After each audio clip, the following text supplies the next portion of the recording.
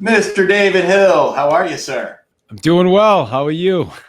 I'm fantastic. My name is Dan Rochon with C.P.I. Community and the author of Real Estate Evolution. Today, I am joined with a friend of mine, David Hill, who has been in the sales industry for almost 3 decades. That makes you sound old, man. But I've also It's over 3 decades now. It's about 35 years I've been selling, man. oh Nuts. my goodness. I And you got am real getting, I'm estate. getting up there. Yeah. You got real estate sales in 2002 and sold 42 homes your first year. Is that right? Yes, sir. And you did a lot of that mostly through prospecting? Yeah, I started on FSBOs day one on the phones, calling FSBOs. That was how I was introduced to real estate. Gave a phone, Yeah. calling for sale by owners from a telephone, not a telephone, from a Okay. newspaper real estate section. What's a newspaper? What's a newspaper? Yeah, they were those things That's, they used to use yeah. back in the day. All right. So, Dave, thank you for joining me today. So, today we're going to talk to real estate agents about how you can get 2 listings every single week and how you can do so in a manner that you can have a counterbalance in life and be able to keep some of your sanity together and be able to, not crush yourself. So David, so tell us a little bit about what we're going to talk about today. Okay. I mean, yeah, I've been at this, like you said, I got my license in 2002 and first day in the office, I didn't even know any better. I joined a team and the team owner told me, I want you to meet me on a Sunday morning. It was like 10 a.m. He goes, I want you to bring all the real estate sections from all the local newspapers. It's funny. I haven't shared this story in a while. I used to share this all the time when I taught. I want you to bring all the real estate sections. I want you to bring a highlighter, a pair of scissors, index cards, and in some Scotch tape. And I'm thinking, like, what the heck this is weird. Like, I'm thinking I'm going into real estate and this is what the guys got me bringing. So anyway, I went, I got what I needed, I think at like Staples or something. And I showed up and basically what he had us do was go into the real estate sections. I grabbed the Boston Globe, the Herald, the Telegram and Gazette, the Metro West News, all the local papers back then. And we went through and we started highlighting all the for sale by owner ads in the real estate section. Then we cut out the ad and we taped it to the top of the index card. And that was our system back then, right? And we put that was the CRM. We put the town and then we had we had a little index card holder eventually. And we put the item, separate them by towns and that was the system. And then we did that. And then next thing you know, he said, okay, we're all set up. Let's make some calls. We practiced role play. He gave us all a script. We role played around the table. It was like 3 of us. And then we jumped on the phones, man. And it was that's where it all started, man. It's all history from there. It was funny. First day was, there was a few people. I had a lot of experience coming in. So for me, I was used to the phones. A couple of the other agents that were there, they weren't. So it seemed like it was a lot tougher for them. But, that's where it started. And eventually I set a few appointments. My first week, I ended up taking 7 listings that first month in real estate. I took 7 listings from for sale by owners. And I just kept going, man. So if that's in a nutshell, that's how I started. So 7 listings in your first 30 days. And yes, sir. Mostly all from for sale by owners? All from FSBOs. Yeah. All FSBOs. Okay. Yeah. All right. And so that was 2002. They didn't all sell, unfortunately, but I did take them. I've gotten better at pricing over the years, right? But in the beginning, it was just a matter of taking them. Got it. Yeah. So you got to focus on the first activity first. And taking even if it's an overpriced FSBO, well, at least you got the first objective done, which is how do I list something? Then how do I list it and have it actually sell? And that takes a different skill set, which I know that you developed afterwards. Yes, sir. So after that first year, so if you can backtrack just a little bit, because I think it's going to be useful for the listeners and the viewers. After that first year of success that you had in a relatively short period of time, tell us a little bit, like, did you always stick with FSBOs? Was there something after that? How else have you gotten business through the years? Yeah, I mean, I started on a team, and I, after about 6 months being on the team, I realized that it wasn't a good fit for me. The team model that I learned was kind of a weird model. I didn't know any better. I just got licensed. It was funny. Nothing against teams, and I always ran a team for years. I remember my first check. I had worked so hard, like so many hours, and this guy was the biggest pain in the butt too. And I got my check and it was like $700. And I'm like, what did I do to myself? How did it, anyway, and then it just occurred to me, with his team model, it was like, I was getting like 35% or something after the KW splits and everything else. And so anyway, I left the team and I said, yeah, I don't even need this anymore. And I did it on my own for about a year.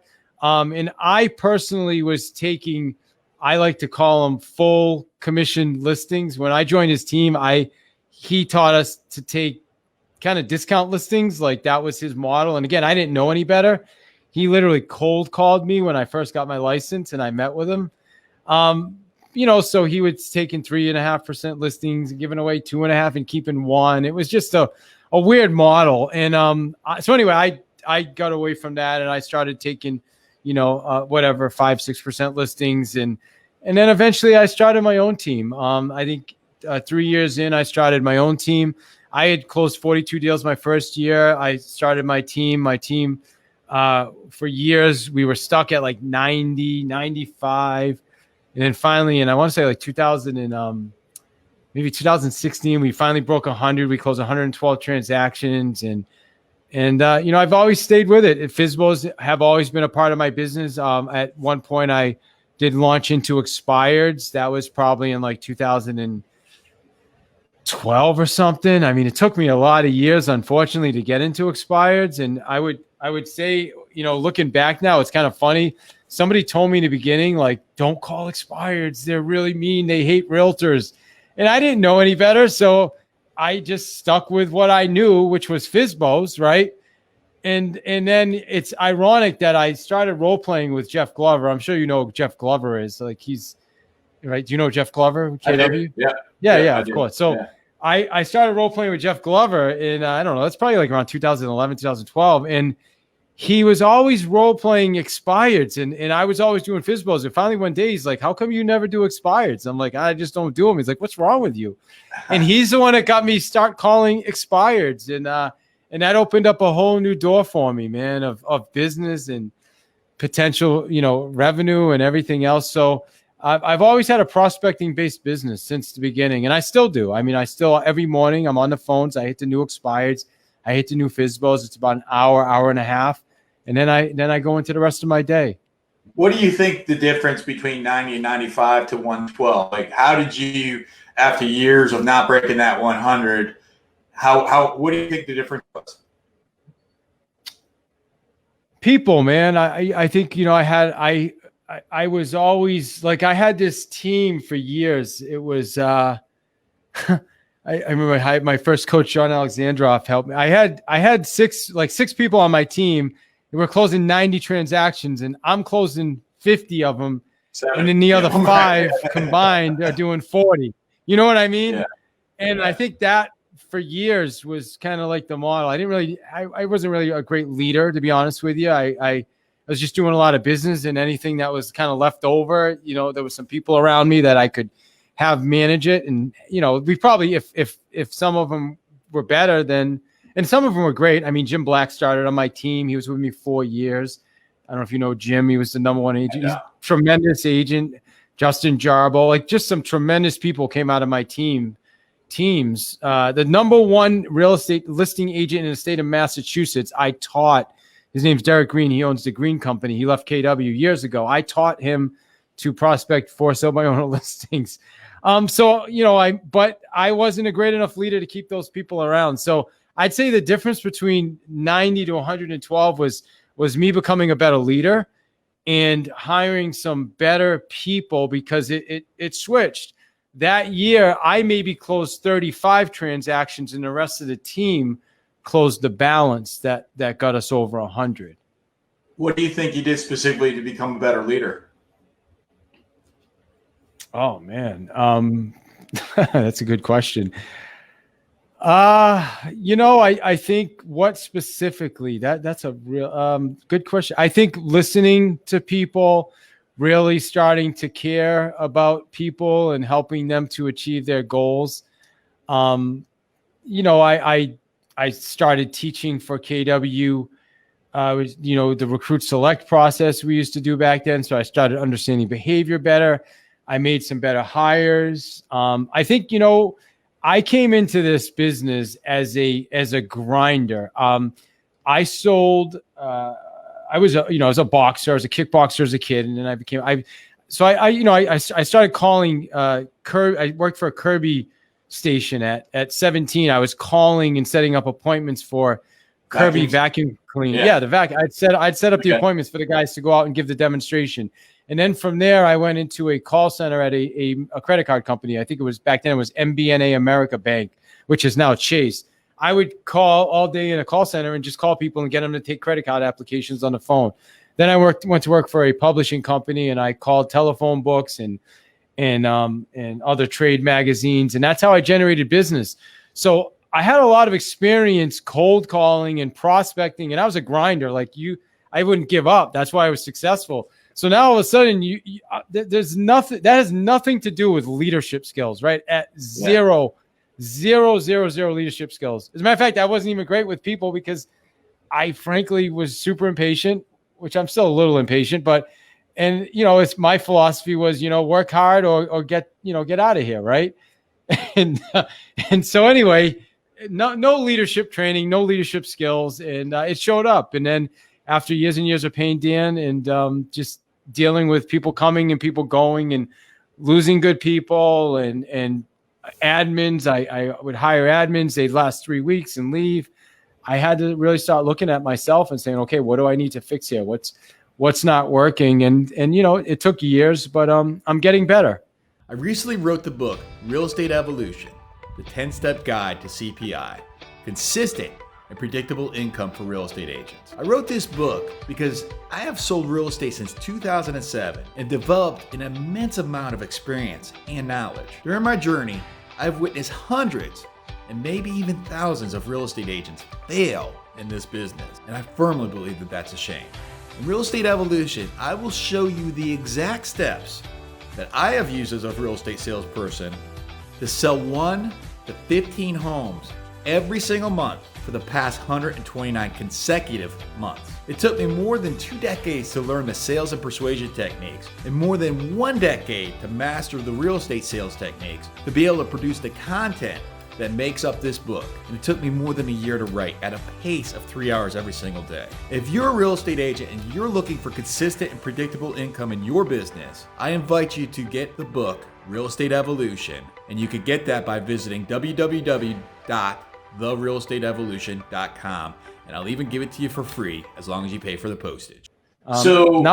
Not perfect, but better. That's all I can say. Yeah. So let's talk about the topic of the day today, which is for real estate agents to be able to get 2 listings a week and not be and not to have to a month rather, and not have to 2 a month, a week, and not have to kill themselves. Got it. All right. So 2 a month, I guess, is decent for some, but yeah. How we get 2 a day? Yeah, man, 2 a day is awesome. Our best month, we did 27 listings as a team. That was our best month. COVID slowed things down a little bit. My wife and I are I don't know, I took a TL role. I left production in 2018. I took a team leader role for Hartford, Connecticut. We recruited over 200 agents in 2 years. We did really well. And then I chose to go back into sales, and I ended up, changing my direction a little bit. But, I was back in sales, back in the trenches, and then COVID hit, and it slowed things down. And, I had another person on my team, and he chose to go in a different direction as well. So I just started making calls. I just kept calling to people I knew, calling people in my database, checking in on people. How are you? How are you making out with COVID? What can I do to add some value to you? Who do you know?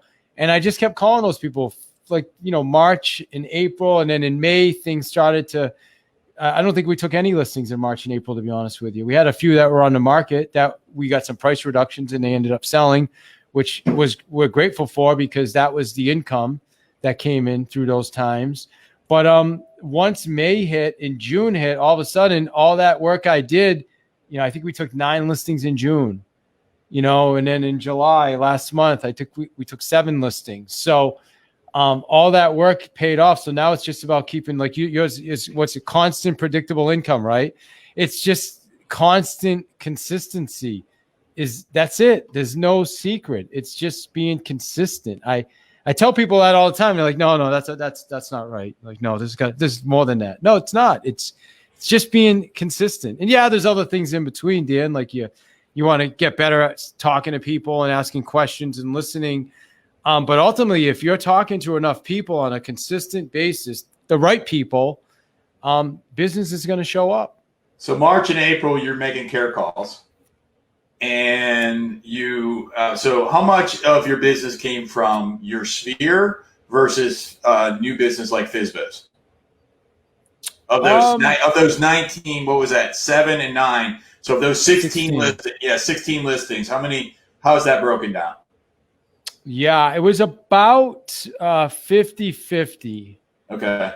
Dan, because although a lot of it was sphere, some of those were relationships that people I haven't talked. Like one guy, I called him like, oh my gosh, dude, I so apologize. I haven't talked to you. Like it's been 10 years. My God, it's embarrassing. He's like, but he was a home builder. And he started asking me questions, and I asked him if I could email him my info. He said sure, and then he called me back, and he was like, "Hey, there's this piece of land. What do you know about it?" And it just got me into a conversation with him. And then to come to find out, he's building. He's got I have 4 houses with him right now, okay. And he's building and. He's been working with a realtor that he's been working with a long time, but it's an older guy, good guy, but he's a lot older. He's a lot more laid back now. And he just wanted to kind of get somebody in there that was maybe, had a little bit more energy, I guess. Sure. So it was just the timing, the opportunity, so he gave me one and we put that one under contract. And right now I have, 3 under contract with him and 1 active, and we're about to put another one on next week from a call for someone that I haven't talked to in 10 years. Wow. And the only reason I think he was even in my database is because whenever I talk to builders, what I would do is I would add them to my CRM as a builder so that whenever I got a piece of land listing, I could just blast that out to all the builders in my CRM. Okay. And so he was organized in your CRM as a builder. You gave him a call. You haven't talked to him in 10 years. You're able to recreate a relationship and take 4 listings, and you have more in the pipeline. Yes. Amazing. Okay. Yeah. And then go ahead. Yep. How many conversations a day are you having today? Walk us through a day. Walk me through a day of David Hill. What's that look like? Yeah. So this morning, I started I jumped on the phones with my friend Justin. We lead generate on Zoom together. I have like 4 or 5 people that Justin's always there with me. He's consistent. So he's there every day.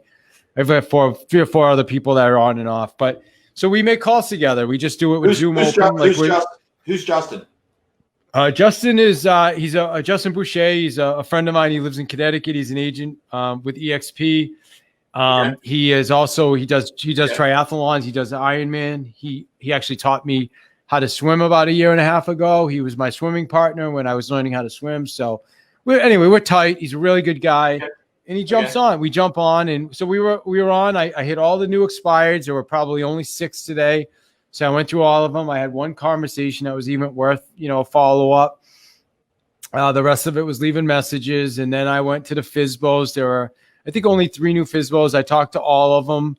A couple of them took my information down. I took their info. I'll send her an email later. It's their first day on the market. I'm not, right now, all they're hearing from me, for the most part, is that, the Charlie Brown, where. In their mind, they're first day on the market. They're pumped. So, I got their info. I did my job. And then if the house doesn't sell in a week or so, then, then I can start really putting on my, my sales cap, I guess, and helping to list it. Because right now, the crazy thing is most FSBOs are selling if they're priced even close to right now. So I try to get in, but she wasn't letting me in. She was going along with her open houses this weekend. So that's awesome. I wish her the best of luck. I get her info and I say, can I be plan B? And she's like, yeah, I guess I don't really have a plan B. So yeah, you could apply for that. I'm perfect. That's what I want to do. I want to apply for the job of being plan B. And so she gave me her info and I'll send something out to her tomorrow. There's something that you said there that you said it so quickly and nonchalantly that I want to make sure that people heard was I did my job.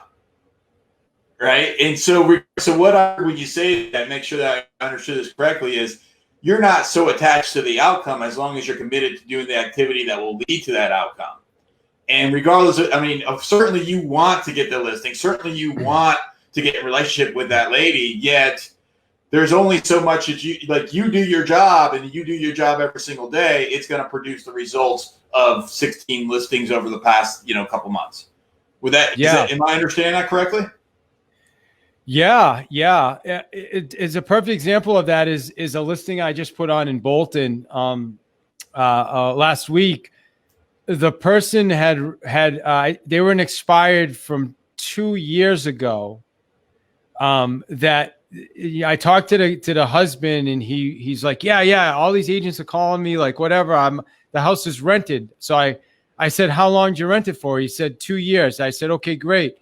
And he essentially hung up. I set a reminder in Vulcan 7 for like 20 months out to follow up with the guy. I forgot the guy even existed. Sure. And then all of a sudden I log into Vulcan that morning and there's a follow-up for Dan.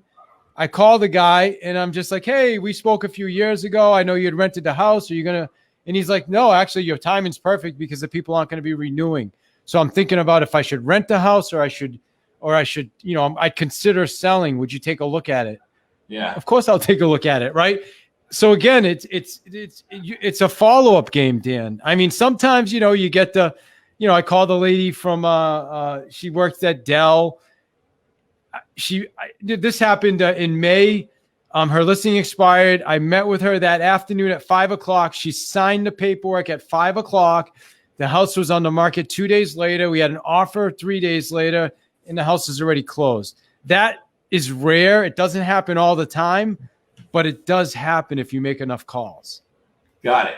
All right, so let's go back to your day today. You woke up, you got with your partner Justin, and did some role play, got on the phones, and made some calls together. What's next? Well, it's to be honest with you, I my wife's truck. We had to bring her truck to drop off for brakes, so I drove her to Leicester and back with the kids, and then personal time.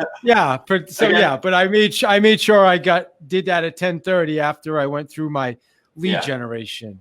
And as I mentioned to you before we started recording, one of my goals today was just to take today off and just chill out and work on marketing stuff. I love marketing and stuff like that.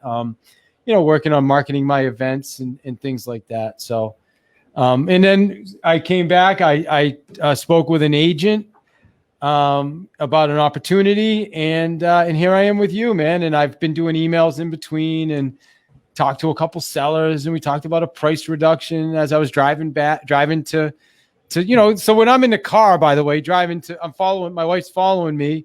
Well, actually, she didn't follow me. She tried to go a different direction and beat me, and I still beat her, by the way. So hopefully she listens to this. I'm glad you're not competitive. Well, she's competitive.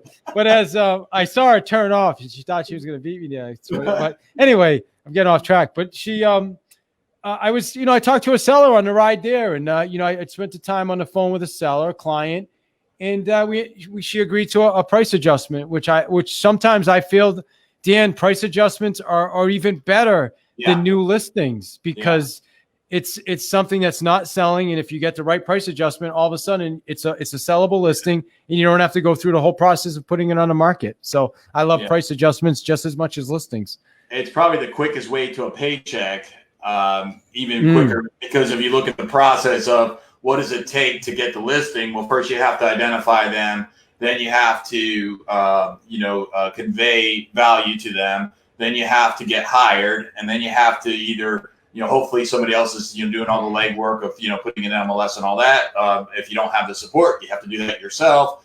You already know 87% of all real estate agents fail in this business. And you also know it doesn't have to be that way. If you're a real estate agent and you're looking for consistent and predictable income, I invite for you to get your free copy of Real Estate Evolution, the 10-step guide to C.P.I, consistent and predictable income for real estate agents. And you can do so when you visit www.therealestateevolution.com. I'll share with you your book that I authored to show you the way. And it's free. You just have to pay for the shipping. Thanks. And then, and that's all that. Or just take a look, say, well, what do I have on the market right now that's overpriced? Have one conversation, get it priced right, and you're that much closer to consistency in your business.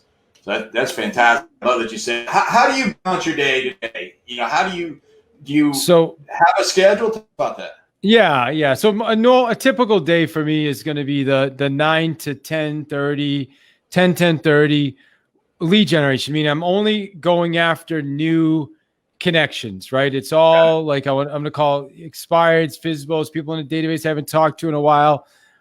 Z buyer, I do a lot with Z buyer leads. Trying to think what else. We do Realtor.com leads come in, so I'll follow up with them, the ones that haven't responded. So it's all like, and then I go into a follow up, and so follow up every day. There's typically 20 follow ups.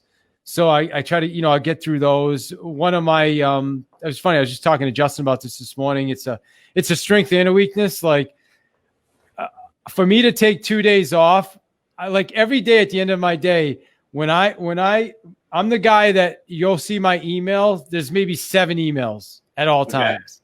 Okay. Right. Like my wife is 25,000. That would drive me nuts. I have 7. So the same thing with my CRM. At the end of the day, there's 0 tasks, right? So all the tasks, all the calls, all the follow-ups are gone. They're zeroed out. To me, that means, okay, I'm done with my day. I can move on. So for me to take 2 days off, that means I'm going to have like 60 tasks or 70 tasks Monday. So I'm already stressing out about that with Justin. And Justin's like, but anyway, that's how I operate, right? I want to get those things completed. So then I'll do from 10:30 to 12. I always take a break for lunch. I'll grab some lunch, or I'll go out in the yard. I'll do some reading. I study Joe Polish and those guys, all that stuff. And then I'll go back in, and typically the afternoons are always my appointment time. So that's when I'm going out to meet with people. I'm going on listing appointments, or I'm doing virtual appointments. And then, I spend some time with my daughters in the later afternoon. Like we typically go swimming now. We have a pool. So, or I'll go for a run or a bike ride. So usually my day pretty much wraps up around 3:30-ish. Okay. And then it's family and personal time and stuff like that. What about before 9? Do you hit the gym before then? Anything like that? Or yeah. I get up at 6. I'm usually at the gym by 7:15. Okay. In the pool, I swim. I do swimming. I do biking. So yeah, I'm usually back home by 8:30-ish, 8:45, and that's when I just jump right on the phone. So typically get ready at the gym. Okay. Right now, I'm not training for any races, so it works.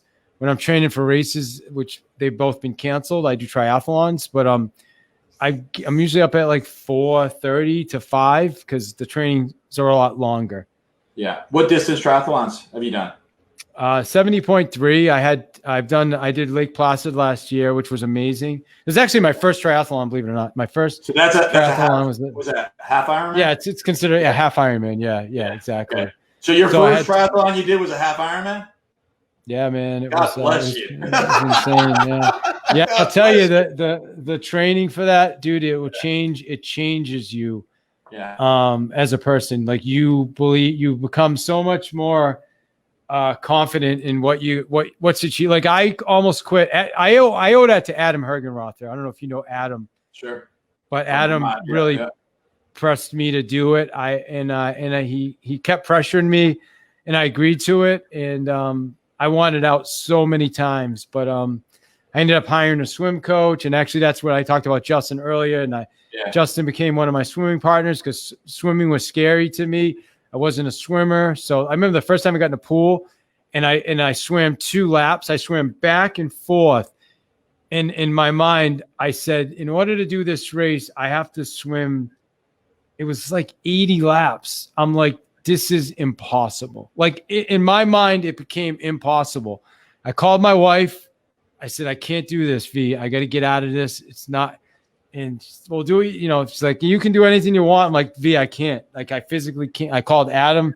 And Adam essentially was like, stop being a bitch and hire a coach. That sounds about right for Adam. And I did. I hired a swim coach at the YMCA in Ellington, Connecticut. I hired a swim coach, and it was the smartest thing I ever did. And the coach worked with me, and he was a good guy. His name was Joel. And he pissed me off at first because he told me I swam back and forth and I did it. And he's like, all right, now do it again.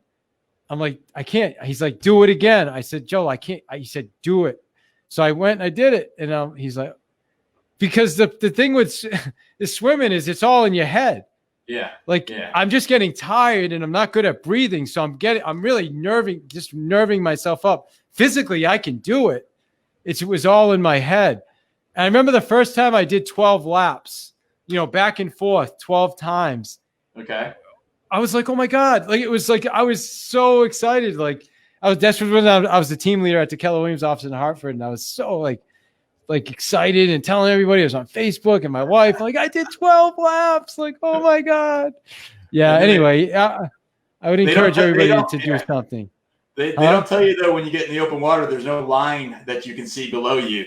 So that's one thing that I didn't realize when I did triathlon, or a couple of them, is and the swim is oh my goodness, now it's a totally different in that dark water. So I don't know if you have Lake Placid actually, I don't know if you swim Lake Placid, but coincidentally there is a cable under that you can. Okay. It's kind of weird, and it's really clear water. So, but it's a different experience because being out in the middle of the lake. So I swam with this kid Justin. He's a really good guy. He was a Berkshire Hathaway agent. Believe it or not, he actually came into Keller Williams when I was the team leader and interviewed with me, and he chose to go to Berkshire Hathaway. So clearly, I wasn't a great recruiter. Well, we ended up friends. Yeah, we became friends because he's a good guy and he had a lot of experience with triathlon, and we ended up riding together and bike. He's with me now anyway, but we became friends, and it was really nice. I always, will appreciate the fact that he would take the time to swim with me, and we'd be out in the middle of the lake. And I remember the first couple of times I was scared, man. I was really, really nervous, but just having him there with me just made all the difference. You know what I mean? I mean, I had a wetsuit, I had a buoy, so technically it's going to happen, but it's a mindset thing. All right, David, let's wrap it up. So I want to do a little bit of a speed round here. So I'm going to ask for you to give a nugget of advice in 3 categories, and I'm going to fire those at you right away, and then I'm going to ask for you to just share with what comes to your mind. So I want you to give one nugget of advice to an agent that got their license yesterday, to somebody that's a seasoned agent that might have a sporadic income, and somebody that's a mega agent. What would you tell that new agent today? Brand new agent is align yourself with the right people. Find the people that are doing it at the high level and connect with them. Figure out what they're doing. Stay away from the water coolers or the other, the people that just find the people. You know what I did was when I joined Keller Williams in Framingham, Miles, this guy Miles, I can't remember his last name. He was a top guy in the office, the number one guy. I don't know. He was probably closing 40 homes or something. I looked up to him. He had a high price point, so he was doing a good amount of volume. But I talked to him. I met with him. I found out what he was doing. unfortunately, I didn't end up doing what he was doing because his whole business came from being at a golf country club, which I didn't have the money to join a golf country club back then. But I still surrounded myself with that. That's what I wanted to be like. And he told me some things. And then the second one is what Miles told me. Be consistent. Just keep doing the same things. Like him at the country club, he would spend his time there. He would have dinner there. He would network with the right people. He would play golf with people. He would sponsor events. So people always knew that he was in real estate. He just always, everybody in the country club knew he was the guy if they needed to sell real estate. So being consistent, it's the same thing as he's doing, being consistent at the country club, that I was doing, being consistent that I do making the phone calls every day. You know what I mean? It's just that consistency. So you said somebody that's sporadic, right? Sure, if it's sporadic, it's inconsistent. It's what most agents do. We get we lead generate, we get some business together, we're all excited, and then we stop lead generating so we can, handle all the little details and intricacies. Yeah. And you have to handle those details. Don't get me wrong, but you still need to find the time to keep your lead generation going. Otherwise, that's when you're going to create those gaps. What about mega agent? I'd say mega agent is going to be all about, yourself becoming a better leader. Like I talked about earlier, the better leader we can become, then the better people we're going to attract to ourselves, right? John Maxwell has the law of the lid. So if you're I was probably, I was a good salesperson, but as a leader, I was probably a 5. Right. So how am I going to attract other leaders? Like I want other leaders around me. The only way I'm going to be able to grow my business is to get really good people around me. So I had to work on my leadership skills. And if you are a leader, then, if you have better skills than I did, then obviously, you need to surround yourself with the right people. I just joined the Genius Experience, Joe Polish and those guys, because I want to get into the Genius Network, because I want to be around people like that. So people I was in Gary Keller's mastermind from 2011 to 2014. I was part of his top 100 mastermind group.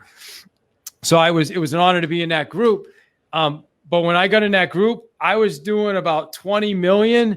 And then I heard some of the numbers of some of the people, 80 million, 160 million. I was like, oh my God, I didn't realize people did that. Yeah. I'm like, oh my gosh, I didn't realize people did that, because I was number one in my market at 20 million. Yeah. So now all of a sudden, it's like, I want to be in groups with these guys that in order to be in the group, you have to make at least $1 million a year net. Wow. Net income $1 million. I don't make that yet. Okay. Sure. But I'm in the precursor to that group. I'm what's called the network experience. But that, to me, that's what I strive to be. I want to be in that group. I want to be around those people. Their philosophy is if you're not making $1 million a year net yet, then, there's no reason for you to be in a group, because it's not going to make sense what they're talking about. So I love that. It's a challenge to me. Like I'm there. You know what I mean? Like mentally, I'm already there. Got it. David, how can I get in touch with you? How can a viewer or listener get in touch with you? Yeah. Email me is david@davidihill.com. My podcast, please check out my podcast. It's called Path to Mastery. Benjamin Hardy was on, last week. Unbelievable. He wrote the New York Times bestselling book, Personality Isn't Permanent. He's also really good friends with Joe Polish. He's in the network. It's awesome. And then, by the way, we have a meetup tonight if people are interested. Tonight's Thursday the 13th. I don't know when you're going to air this, but we have a meetup. It's going to be a sales-based meetup. We're interviewing the Matarazzo brothers from Keller Williams. And how do we access that? How do we get on that meetup? davidsmeetup.com. That's it. Just go to davidsmeetup.com. You'll have access to that. And that's probably the best way to get in touch with me, man. David, appreciate you. Thank you for sharing your time. I know that you're going to spend the rest of your time out by that pool. So enjoy it this afternoon, and God bless you. Give us a thumbs up by clicking the like button below. Don't forget to subscribe to